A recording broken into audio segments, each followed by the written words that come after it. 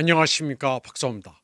미국과 중국의 고위 경제 관계자들은 새로운 무역 협정의 예비 틀에 도달했습니다.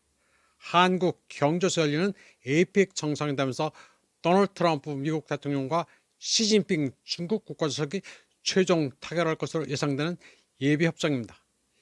이는 미국의 관세 인상 시기를 늦추고 중국의 히토류 수출 제한 조치를 유예하는 것을 목표로 하고 있습니다. 쉽게 말해 히토류와 관세를 바꾸는 것입니다. 스콧 베센트 미국 재무장관은 쿠알라룸푸르에서 열린 회담이 11월 1일로 예정됐던 중국 수입품에 대한 100% 관세 부과를 성공적으로 막았다고 발표했습니다.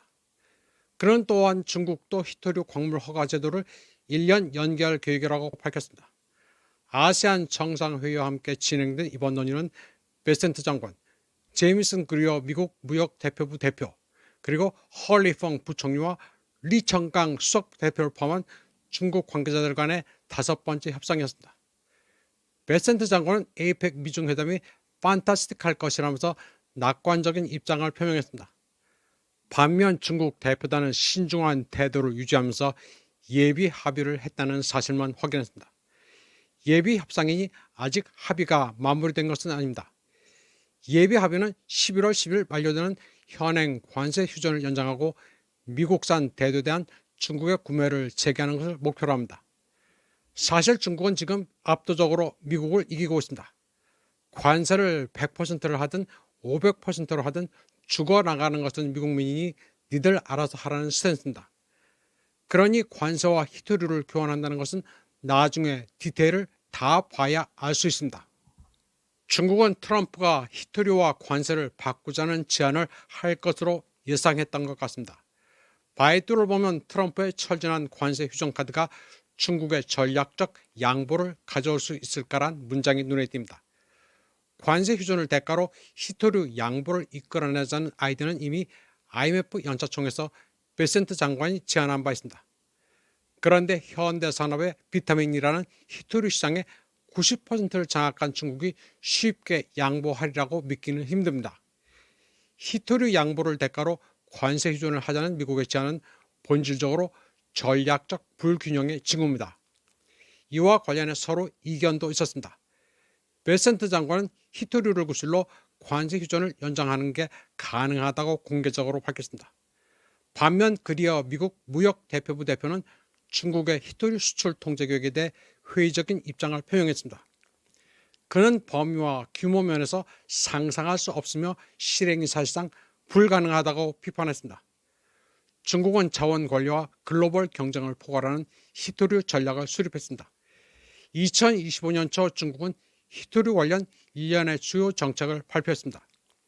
공업신식화부는 히토류 채굴, 재련 및 분리 전면 관리 조치에 대한 공론화 초안을 발표했고, 상무부와 해관청소는 7가지 유형의 히토류에 대한 수출 통제를 발표했습니다. 이러한 조치는 엄격한 통제 시스템을 확립했습니다.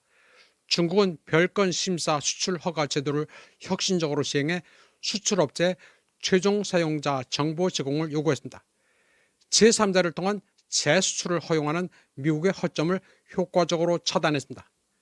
동시에 중국은 히토류 선물성과 유엔화 결제를 장려해 히토류 거래에서 달러의 지배력을 약화시켰습니다. 여기서 히토류 선물성과 유엔화 결제 장려가 핵심입니다. 중국의 정책은 디테일을 잘 봐야 합니다. 이번 미중 협상 과정에서 스타도 탄생했습니다. 바로 중국 측 국제무역협상대표 리청강입니다. 1967년생으로 독일 함부르크 대학에서 공부했습니다. 그는 트럼프 시진핑의 합의를 엄정히 이행할 거라고만 밝혔습니다. 그는 9월 15일 워싱턴 DC에서 있었던 베센트와의 협상에서 베센트와 대판 붙었습니다. 베센트는 리청강이 부르지도 않았는데 워싱턴에 와서 행동거지가 실성한 듯했고 자신을 깔아뭉개는 듯했다고 분노했습니다. 그런데 잠시 리청강은 보이지 않았습니다. 그러는 동안 미국은 리청강을 자름으로써 워싱턴에 성의 표시를 한 것으로 착각했습니다. 그런데 리청강은 쿠알라룸푸르에 당당히 나타났습니다. 중국은 이에 앞서 국제무역협상 대표직만 제외하고 나머지 겸임하던 직책들을 모두 내려줬습니다. 주 WTO 대사, 스위스 주재 유엔 사무소 특명 전권대사 같은 잡다한 견무직책을 해제했습니다. 미국과의 협상에 집중하라는 의도였습니다. 전쟁 중에 장수는 갈아치우지 않습니다. 그런데 한국 매체들은 전당 스타일인 리청강이 잘렸다, 중국이 꼬리를 내렸다는 엉터리 소리를 떠들었습니다. 겸직을 면해주는 것도 해임이라고 표현합니다. 그런데 이럴 때 해임은 숙청당했다는 의미가 아닙니다. 한국의 지식인들이라는 사람들의 문해력은 어마무시합니다. 그리고 사람 말을 끝까지 안 듣습니다. 트럼프가 1기 임기에서 첫 번째 아시아 여행을 시작했습니다. 역시 가장 초점은 중국 국가주석 시진핑과 만나 여러 이슈들을 어떻게 푸느냐입니다. 트럼프는 중국을 끌어들여 러시아를 견제한다는 생각입니다. 잠꼬대 같은 구상입니다. 그런데 지금 트럼프가 가지고 있는 카드가 제대로 있는지는 모르겠습니다. 전 세계가 트럼프를 그리 달궈워하지 않습니다. 트럼프가 한국에서 열리는 에이펙에서 시진핑을 만나기는 합니다.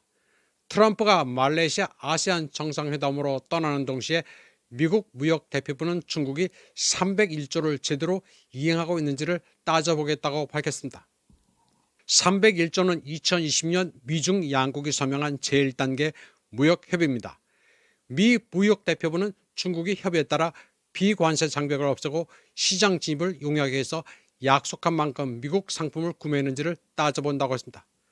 흘러가는 것을 보면 두 정상이 만날 것은 같은데 중국 측은 이에 대해 확답을 하지 않고 있습니다. 중국어 표현으로 산젠치커우, 입을 단단히 봉하고 있습니다. 중국 외교부 대변인은 정상회담이 확정되느냐는 질문에 대해 관련 소식이 있으면 지시, 때가 되면 알려주겠다고 했습니다. 이 표현은 막판에 변수가 있을지도 모른다는 의미입니다. 이에 대해 타이완 정치대학의 조정동 교수는 트럼프가 국내용으로 301조를 들고 나왔다고 말했습니다. 타코란 별명이 붙은 트럼프는 현재 중국과의 협상에서 계속 손해보는 짓을 하고 있다고 말했습니다. 특도권도 트럼프의 면만 세워줬을 뿐 미국으로서는 실익이 없었다면서 301조 가지고 그나마 양보를 얻어내는 그림을 만들고 싶은 것이라고 설명했습니다.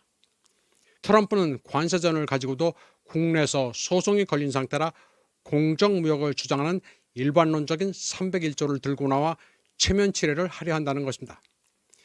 2000년 미중 무역 협정으로 미국은 중국에 대해 2천억 달러의 상품과 서비스를 수출하고 320억 달러의 농산물을 수출하기로 했는데 중국은 이를 이행하지 않았습니다. 중국 측은 코비드-19이 발생한 데다 바이든 정부로 바뀌는 바람에 불가항력이라는 주장을 하고 있습니다. 이에 대해 트럼프는 지금이라도 중국이 협정을 이행하라는 입장입니다. 농민이 어려우니 대두도 사주고 미국 상품 수입도 해달라는 얘기입니다. 옛날에 맺은 법적 근거가 있다면서 다시 들고 나온 건데 중국이 여기에 순순히 응할 리는 없습니다. 중국은 미국을 옥죄할 모든 카드를 쥐고 있습니다.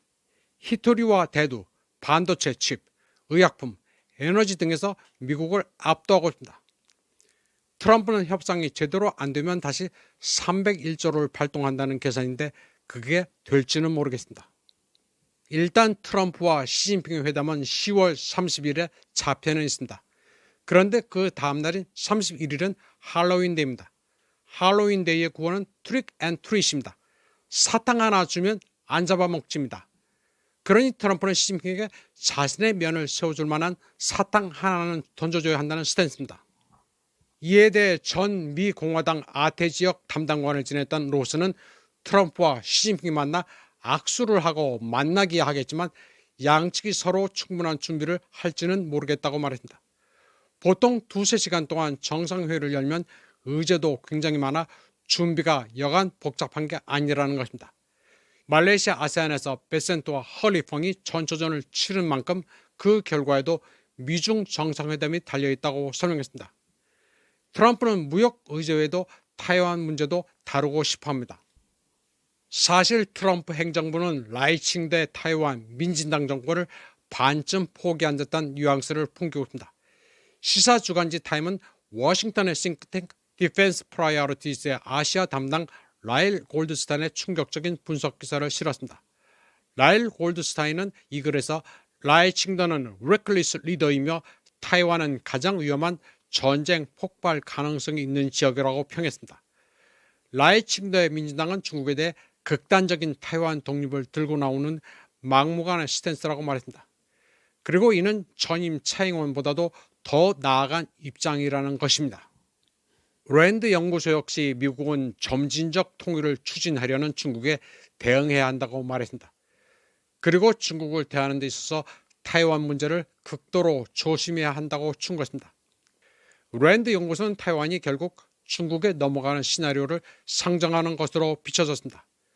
중국은 타이완을 통일하는 데 있어 전혀 급하지 않습니다. 시간이 지나면 저절로 복속될 것으로 믿고 있습니다. 한편 트럼프는 쿠알라룸푸르에서 열린 47자 아세안 정상회담에서 자신이 캄보디아, 태국 간 평화협정을 가져왔다고 자화자찬했습니다. 그리고 말레이시아, 캄보디아, 태국, 베트남 등과 무역합의 공동성명을 발표했습니다.